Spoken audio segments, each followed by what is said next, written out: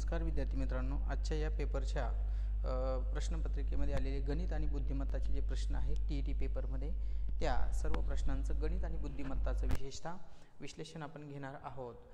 परंतु तत्पूर्वी फक्त त्यामध्ये आलेले गणित आणि बुद्धिमत्ताचे जे प्रश्न आहेत या प्रश्नांची उत्तरपत्रिका जी आहे, ही उत्तरपत्रिका कशा पद्धतीनं प्रश्न पेपरमध्ये आले होते या सर्वांचं आपण थोडक्यामध्ये विश्लेषण पाहू। अतिशय सोप्या पद्धतीचे हे प्रश्न या पेपरमध्ये आलेले होते, हे लक्षात असू द्या। बघा, आपण पहिले 3 प्रश्न जे आहेत ते सर्व शेवटी घेणार आहेत। पहिली 3 त्रिकोणी संख्या असेल तर क्रमगत 5व्या क्रमांकावर येणाऱ्या त्रिकोणी संख्येचा वर्ग किती, लक्षात घ्या।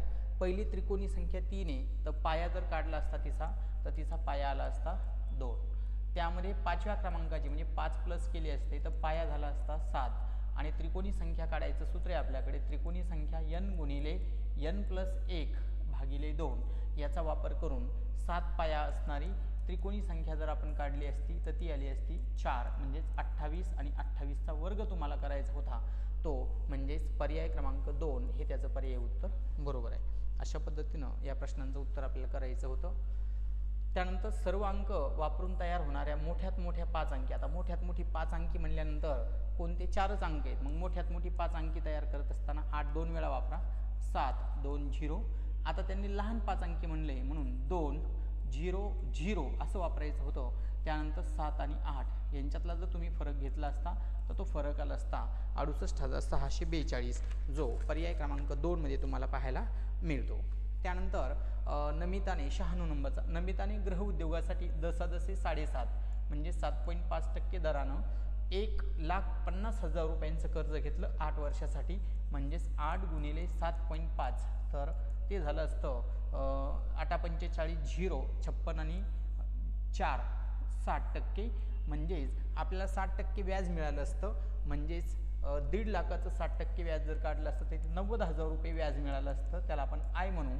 आणि टोटल एकूण रक्कम द्यावी लागली असती 2,40,000 रुपये, म्हणजेच 1.5 लाख रुपये व्याजाचे आणि 90,000 रुपये व्याजाचे आणि 1,50,000 रुपये मूळ रक्कम 2,40,000 रुपये तुम्हाला द्यावे लागतील।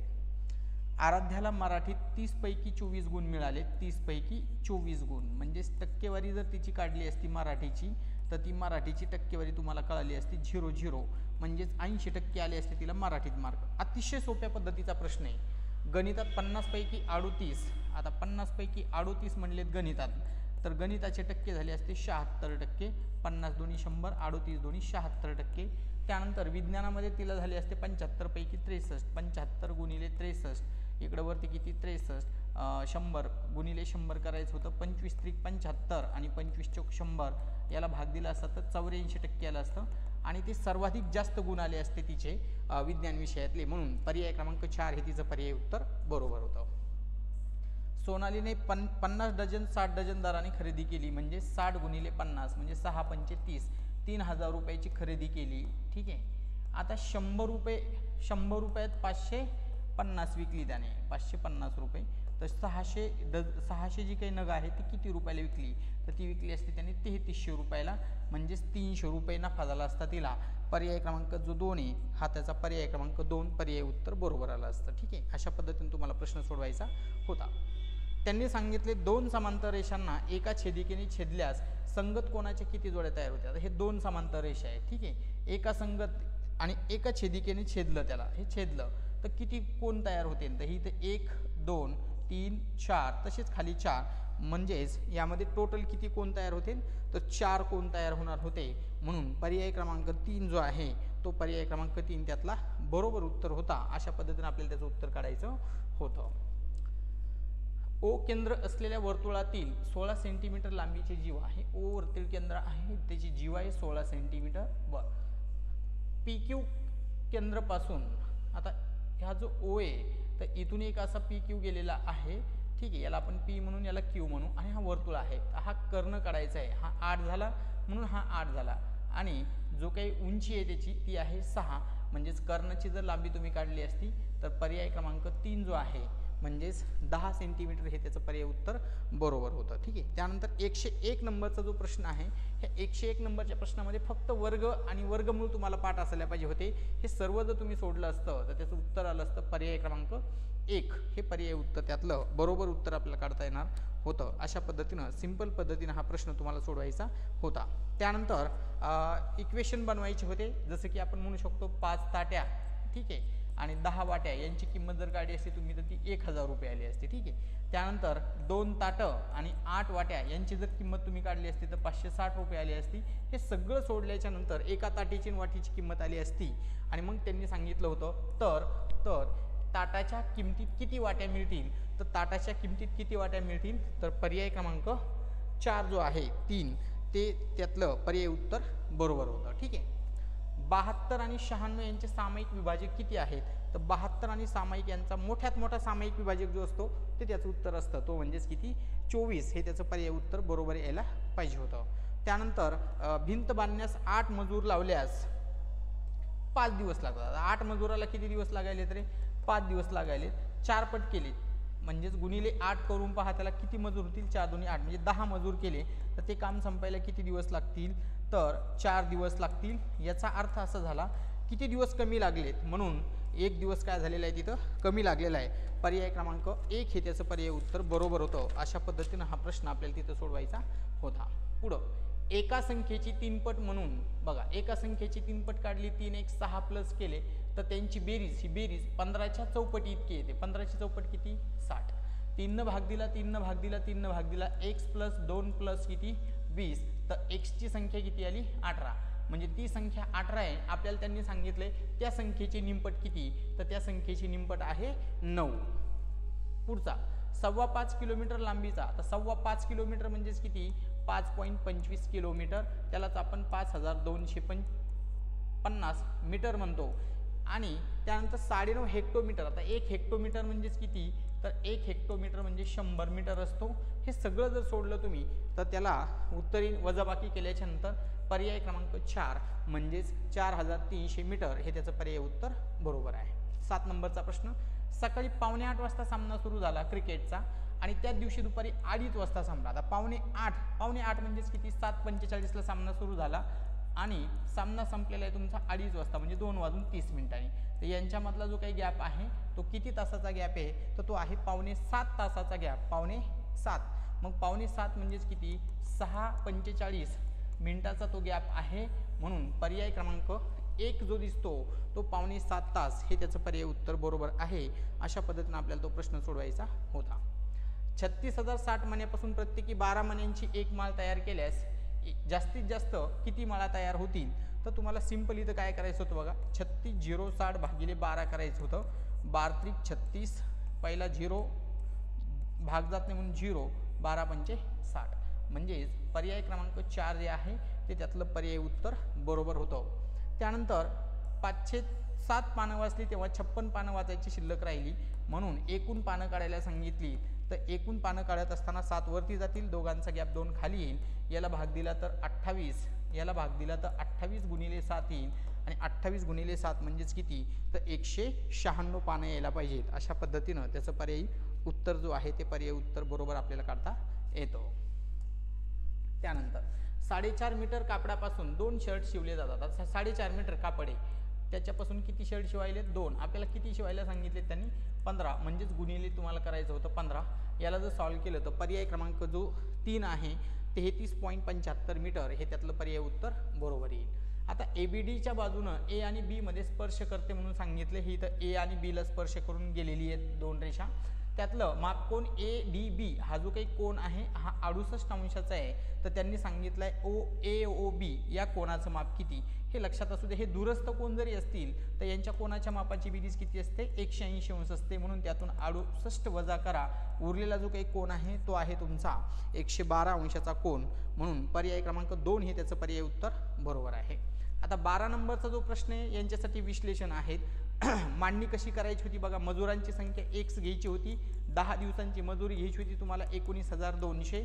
पुढे सांगितलंय त्यांनी 3 संख्या कमी केली, x - 3 करायचं होतं. 5 दिवसाची मजुरी तुम्हाला करायची होती ती आली असती 6,000 रुपये. हे सगळं सोडलं असतं तर मजूर मिळाली असते. मजूर किती आहेत तिथं तो आला असता 8 आणि हे सगळं जर सॉल्व्ह केल्याच्या नंतर तुम्हाला त्याचं उत्तर मिळालं असतं पर्याय क्रमांक 4 म्हणजेच 240 रुपये. विश्लेषणामध्ये सविस्तरपणे त्याचं विश्लेषण तुम्हाला दिलं जाईल. एकही बाजू एकही घटक त्यामध्ये सोडला जाणार नाही. आज फक्त उत्तरं कंप्लीट करून घ्यायची आहेत. आजचा दिवस हा उत्तराचा आहे. उद्याच्या मात्र याचं सगळं एक्सप्लेनेशन जे आहे हे तर दिलेलंच आहे. जशाला तुम्ही मांडू शकता. एक्सची किंमत काढा, नंतर पुढच्या किमती तुम्हाला काढता येतील. 5 कुटुंबाने अनुक्रमे 45 kilo, 60 kilo, 50 kilo, 24 kilo, 31 kilogram तांदूळ जमवले. 5 सामन्यात पिशव्या भरल्यास म्हणजे सरासरी काढायचं आहे. हे सगळ्यांची बेरीज तुम्हाला करायची होती आणि त्याला भाग द्यायचा होता. त्याचं उत्तर आलं असतं पर्याय क्रमांक 2 42 जे आहे हे त्यातलं पर्याय उत्तर बरोबर आहे. अशा पद्धतीने आपल्याला तो प्रश्न सोडवायचा होता. एका वर्तुळाच्या केंद्रीय कोनाचं माप 125 सेंटीमीटर आहे. वर्तुळाने आपण असं म्हणू हा केंद्रीय कोन घेऊ इकडच्या साईडनं. एवढं जे माप आहे ते 125 अंश आहे. तर त्याच्या संगत विशाल कंसाचं, आता हे लघु कंस आहे असं म्हणू आपण, कारण त्यांनी इकडं विशाल कंस विचारला म्हणजे लघु कंस आहे. तर आपल्याला ह्या कोनाचं माप काढायचं आहे. या कोनाचं माप काढत असताना 360 वजा 125 याला केल्याच्या नंतर जो काही माप उरतो तो माप आहे 235 अंशाचा, जो पर्याय क्रमांक 2 आहे हे त्यातलं पर्याय उत्तर बरोबर आहे.